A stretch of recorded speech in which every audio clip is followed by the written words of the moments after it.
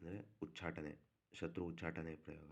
ಅಂದರೆ ಶತ್ರು ಉಚ್ಚಾಟನೆ, ವಿದ್ವೇಷಣೆ, ಸ್ತಂಭನ ಪ್ರತಿಯೊಂದು ಇದರಲ್ಲಿ ನಡೆಯುತ್ತೆ ಈ ಪ್ರಯೋಗದಲ್ಲಿ. ಆಯಿತಾ. ಈ ಪ್ರಯೋಗಕ್ಕೆ ನಿಮಗೆ ಈ ರೀತಿ ರಕ್ತಭೂತಾಳಿ ಚಕ್ಕೆ ಬೇಕಾಗ್ತದೆ. ರಕ್ತಭೂತಾಳಿ ಅನ್ನೋ ಮರದ್ದು ಚಕ್ಕೆ. ಇದು ನೀವೇನು ಕಾಡಿಗೆಲ್ಲ ಹುಡಿಕೊಂಡೋದ್ರೆ ಸಡನ್ನಾಗಿ ಸಿಕ್ಕಲ್ಲ ಇವೆಲ್ಲ. ಪಂಚಸಾರಿ ಗಂಧಿಗೆ ಅಂಗಡಿನಲ್ಲಿ ಸಿಕ್ಕುತ್ತೆ, ತಗೊಳ್ಳಿ. ಆಯಿತಾ. ಒಂದು ₹100 ಕೊಟ್ಟರೆ ಇಷ್ಟು ಕೊಡ್ತಾರೆ. ಯಾಕೆಂದರೆ ಇದು ಜಾಸ್ತಿ ಬೇಕಾಗುತ್ತೆ. ಇದು ನೋಡೋಕ್ಕೆ ಇಷ್ಟು ದಪ್ಪ ಐತೆ, ಆದರೆ ಇದೇನು ತೂಕ ಇರಲ್ಲ. ಬೇಕಾದ್ರೆ ನೋಡಿ, ಇಲ್ಲೇ ತೋರಿಸ್ತೀನಿ.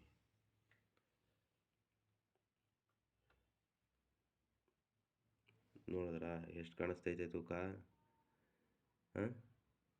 7.69 ಪಾಯಿಂಟ್ ಐತೆ. ಇದು ಇಷ್ಟು ದಪ್ಪ ಇರುತ್ತೆ ನೋಡೋಕ್ಕೆ, ಆದರೆ ಪೂರ್ತಿ ಹಗುರ, ತೂಕ ಇರಲ್ಲ.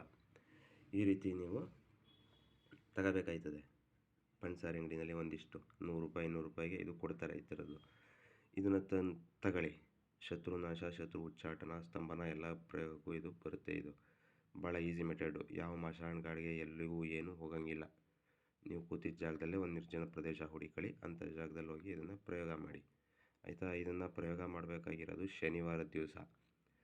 ಅದಕ್ಕಾಗಿ ಮುಂಚೆನೇ ಎಲ್ಲನೂ ಸಾಮಗ್ರಿನ ತಗೋಬೇಕಾಗತ್ತೆ. ಇದನ್ನು ತಗೊಳ್ಳಿ. ರಕ್ತಭೂತಾಳಿ ಅನ್ನೋ ಚಕ್ಕೆನ ನೀವು ನಿಮ್ಮ ಸ್ವಾಧೀನಕ್ಕೆ ತಗೊಳ್ಳಿ. ತಗೊಂಡ ನಂತರ ಇದನ್ನು ಓಂ ಕಾಳು ಅಂತ ಕರೀತಾರೆ. ಬೇಕ್ರಿಗಳಲ್ಲಿ ಇದನ್ನು ಬಳಸ್ತಾರೆ, ತಿಂಡಿಗಳಿಗೆ, ಬಿಸ್ಕೆಟ್ಗೆಲ್ಲ ಹಾಕ್ತಾರೆ. ಇದನ್ನು ತಾಂತ್ರಿಕ ವಿದ್ಯೆಯಲ್ಲಿ ಅಜ್ವಾನ ಅಂತ ಕರೀತಾರೆ. ಅಜ್ವಾನ ಅಂತ ಕರೀತಾರೆ ಇದನ್ನು. ಈ ರೀತಿ ಅಜ್ವಾನ ಒಂದಷ್ಟು ತಗೊಳ್ಳಿ. ಇದಕ್ಕೆ ನಾನು ₹50 ಕೊಟ್ಟಿದ್ದೀನಿ ಅಷ್ಟೇ. ಆಯಿತಾ.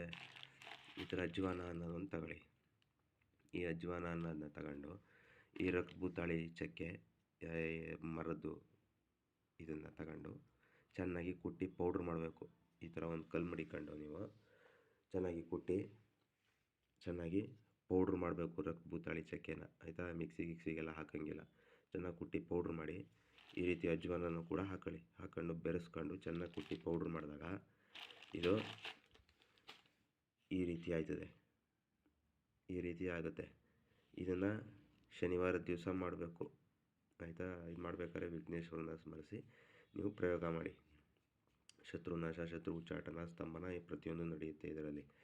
ನೀವು ಮಾಡ್ಕೋಬೇಕಷ್ಟೇ ಇದರಲ್ಲಿ. ಆಯಿತಾ.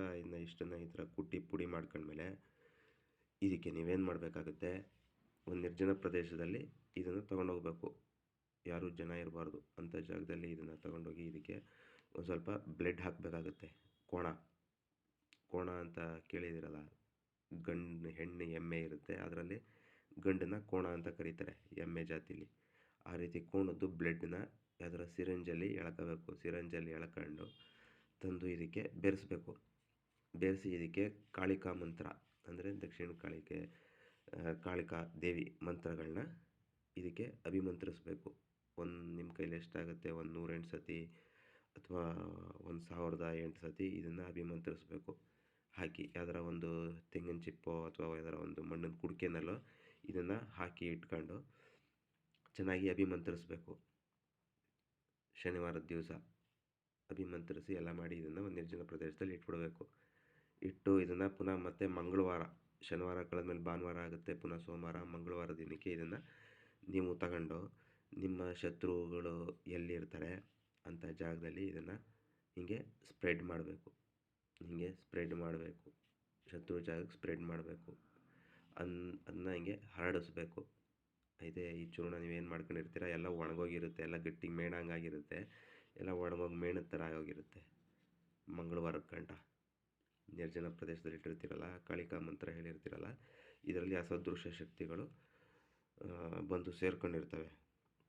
ನಿಮಗೆ ಅದು ಅಷ್ಟು ಸುಲಭವಾಗಿ ಕಾಣಲ್ಲ.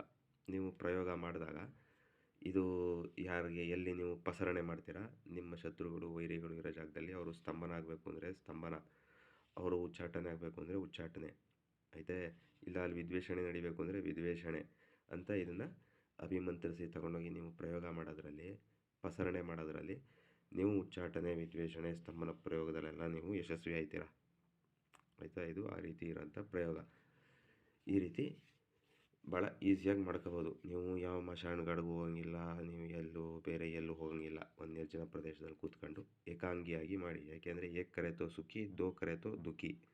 ಇಬ್ಬರು ಮಾಡಿದ್ರೆ ಏನೂ ಕೆಲಸ ನೆರವೇರಲ್ಲ. ಒಬ್ಬನೇ ಮಾಡಿ, ಆವಾಗ ನಿಮಗೆ ಇದು ಪ್ರಯೋಗ ನಿಮಗೆ ಯಶಸ್ವಿ ಆಗುತ್ತೆ.